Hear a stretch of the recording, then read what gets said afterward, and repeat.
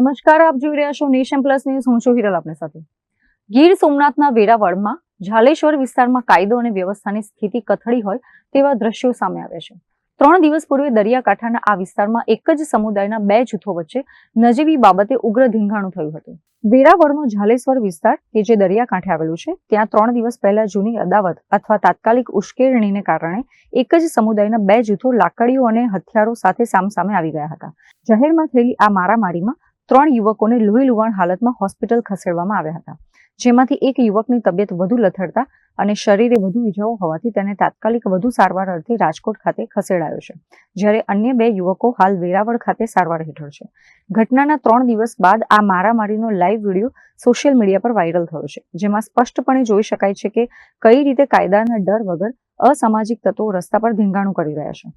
આ ઘટનાને પગલે વેરાવળ પોલીસ હરકતમાં આવી છે. પોલીસે વાયરલ વિડીયો અને ફરિયાદીની રજૂઆતના આધારે ગુનો નોંધીને તોફાની તત્વોની ધરપકડ માટેના ચક્રો ગતિમાન કર્યા છે. વિસ્તારમાં ફરી શાંતિ સ્થપાય તે માટે પોલીસ દ્વારા પેટ્રોલિંગ પણ વધારવામાં આવ્યું છે. Mahesh Dodiya, nation plus news, Gir Somnath.